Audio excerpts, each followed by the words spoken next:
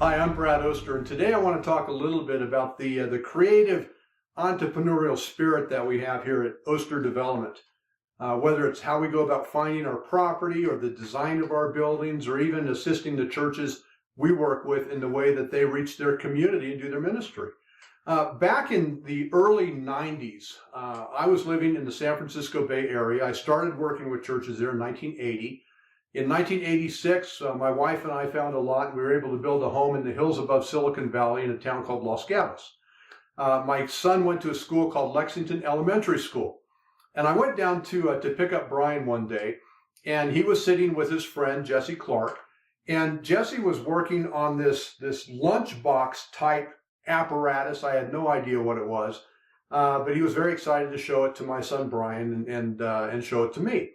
What I didn't realize at the time is it was a prototype for the very first laptop computer. And I couldn't figure out, how did Jesse Clark get this? Well, Jesse taught Bryan how to do basic programming. And the next thing I knew, Jesse's dad is coming over to our house with one of these computers for my son, Bryan. And I'm looking at this guy going, I know who this guy is. And his last name's not Clark. It was Steve Wozniak, the inventor of the Apple computer. And Jesse went by Jesse Clark so that nobody would kidnap him. If your name's Wozniak in the Bay Area, you're fairly high profile. So that's how I originally met Steve. We hit it off just great. Our kids were best of friends.